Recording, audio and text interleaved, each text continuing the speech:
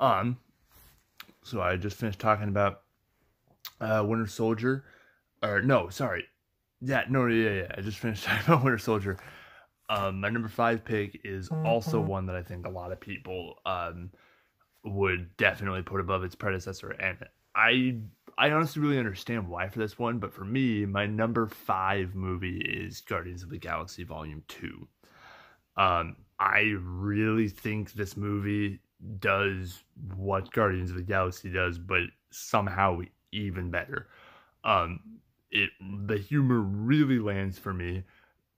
The heart also works a lot. The third act isn't the best, but neither is the third act in the first one. And both of them I think are serviceable for what the movie is and what the movie is trying to do. And I think this one actually really, really well balances much darker themes in the first one as well as much lighter themes in the first one. Um, I just love every minute of this movie from start to finish. I mean, I love the stuff with Rocket and Yondu. I love the stuff with Nebula and Gamora and the further exploration of their relationship and their relationship with Thanos. I feel like that gets more and more fleshed out there. I really like Kurt Russell's performance in this movie. I just think everything works in this movie, honestly. Like, this movie is just top tier, like one of my favorite movies of all time. Let alone in the MCU. So that's my number five pick. Number four is Spider-Man Homecoming. Now, Spider-Man has been on record as my favorite superhero ever. He's the most relatable to me. He's a nerd that gets superpowers and has to sort of juggle everyday things that are plaguing him, as well as be a superhero. And I've always found him most interesting because of that. I think a lot of the other movies have not really got him totally right. I think the closest they got were those first two Spider-Man movies. But I think even those, they don't balance Spider-Man and Peter Parker well enough. Peter Parker is a little too awkward, to the point that he just doesn't quite feel like a real person a lot of times. And I think Tom Holland is the perfect mix of everything I just said. Tom Holland is a dork. He's crazy, weird, quippy, awkward. And he's also heroic, wants to do the right thing, gets spider powers, becomes Spider-Man. And I think that's all showcased in this movie. I mean, I had the biggest smile on my face when he was introduced in Civil War, and they just knocked this movie out of the park. Also, their villain work with the Vulture was absolutely incredible. One of the best villains in the MCU, if not the... well, no, he's not the best over, what we're going to get to. But I'd probably put him at second best, honestly. I love their portrayal of the Vulture. I think Michael Keaton kills that role. And one of my favorite scenes in the whole franchise of the MCU is that scene where he's in the back of his car and there's the moment of recognition. And I remember just tensing up in the theater during that scene, which was the first time I had in a Marvel movie in a while.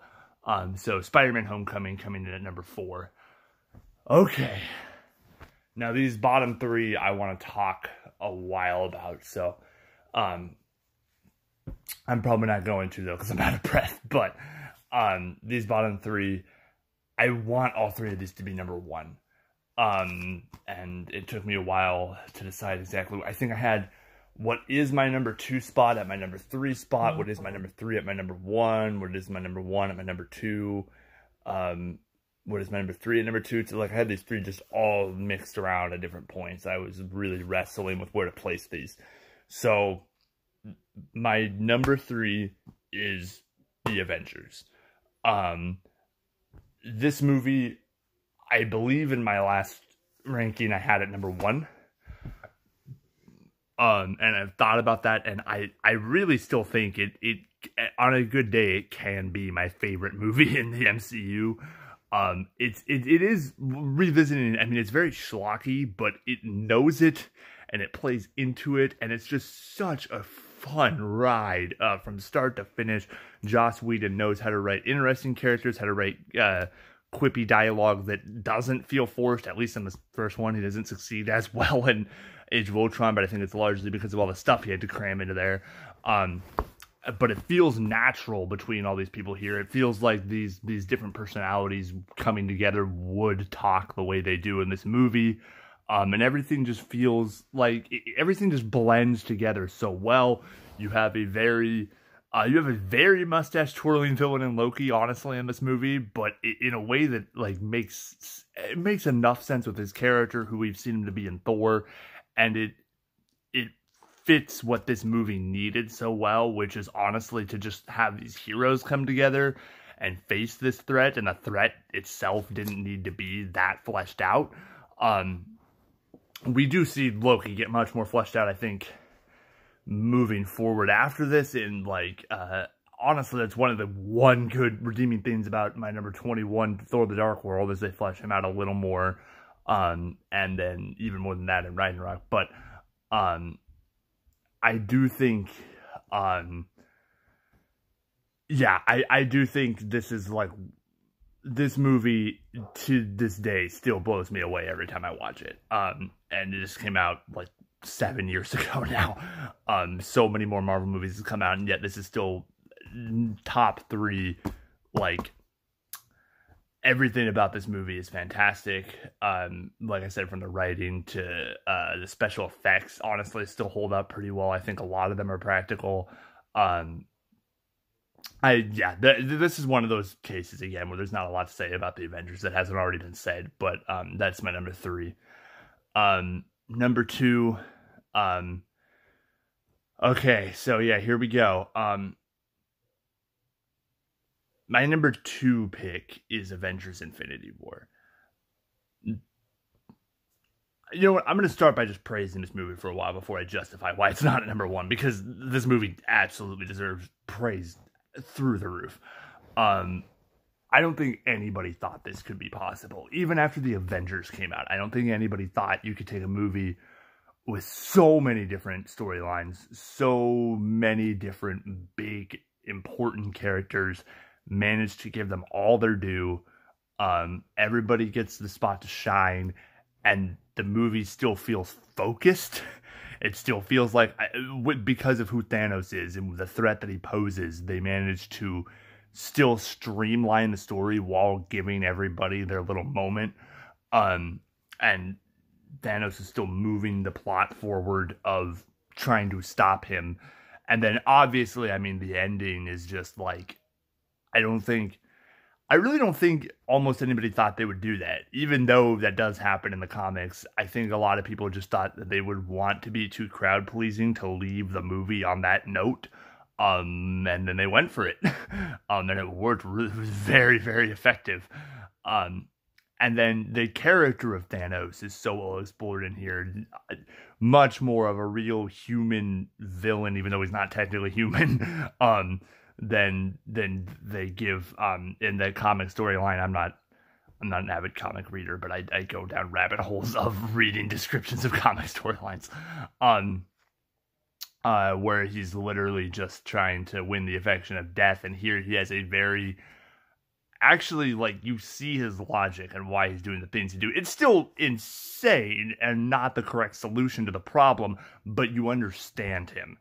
And because you understand him, you are rooting against him almost more desperately, because you understand what his motives are, and for that reason he feels like a person who is going to do whatever it takes to achieve his goal, whereas a very motiveless villain sort of just feels like a ball of evil that you're just like, you're not going to be as strong as my will to stop you.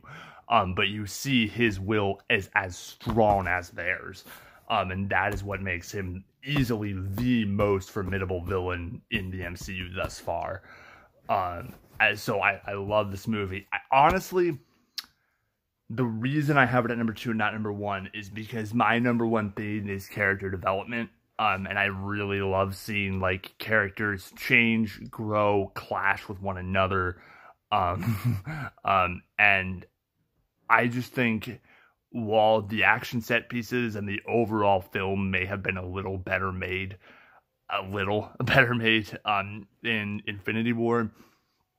Nothing tops Captain America Civil War for me.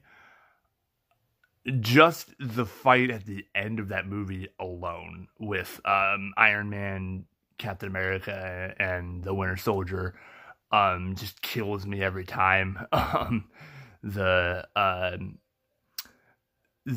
full arc development of Captain America that I was speaking about before ends here, I think, where with the Winter Soldier, he sort of realizes, like, I can't always trust the government and stuff, and now the government is totally coming down on him, like, you need to behave this way, and he has to fully realize, like, no, I can't compromise with this situation. I have to do what I believe is right, not what other people are telling me is right, and so I'm not going to do this. And I do think that at times, in this movie particularly, that it is to a fault. That there are things that he does in this movie that probably were not totally the right thing in my opinion, but I understand why he believed they were, and why he was really just trying to do whatever he thought was best, whatever he thought was what needed to be done. And I just found that so compelling. And I also understood Iron Man's arc on the other side, where he starts out in the first Iron Man movie as this jerk, this billionaire philanthropist, who just does not really, like, he's had everything, he doesn't care, and then obviously gets put in the cave, gets a reality check, sees that his actions have consequences, and then throughout the next couple movies is sort of trying to, like, wrestle with that idea, and then the Avengers happens, he realizes that there are aliens out there that he has no hope of defending himself against, and then in Age of Ultron, he tries to backlash to that by creating Ultron, which then obviously is a huge problem. And so by the time we get to this movie, he is really realizing that he does not know what he's doing at the end of the day, that he can't be trusted, that he acts too much on impulse. And so that is why we see him fall into, like, you know what, like, I don't want to cause more destruction for people. I don't want to be this harbinger of doom. So the Sokovia Accord things are going to keep me in check, and I think that's what we all need. And so you really understand where both of their perspectives are coming from and how they are both right and both wrong in different ways. And it just makes this movie such a great tragedy to me, watching their fallout.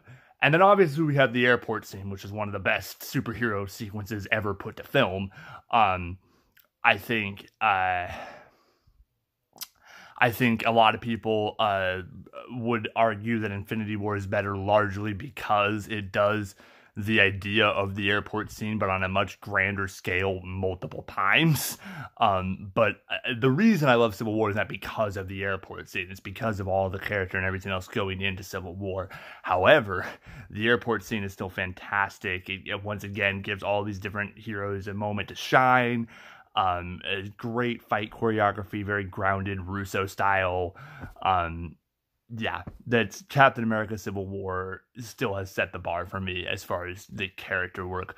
Although I will attest that Avengers Infinity War for me came very, very close. And I love every one of these movies, aside from maybe Thor the Dark World. And maybe Thor. Anyway, I love just about every Marvel movie. And so I'm not like the movies that I have at like number 13, like I still love, honestly. So I hope that we can all have a nice discussion about this, and that it's not gonna be you guys yelling at me because my opinion is different than your opinion, because that's totally fine. I can understand a lot of these movies being placed in almost any order, and even if I can't, to that I just say, wow, okay, you enjoyed that movie a lot more than I did. That's interesting. Explain to me, what did you like about this?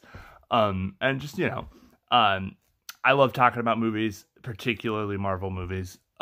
So that's my ranking. I hope you enjoyed this. I'm gonna leave, honestly, just the ranking numbers in the description. of the video, just so that in case anybody doesn't want to watch me ramble for literally 50 minutes. Yeah, thank you guys for watching. I'll try to start doing more of these. We'll see what happens, honestly. I'm done making promises because clearly I can't follow through with them, but it was nice being back again, and I hope that I'll do more of these again soon. So bye bye.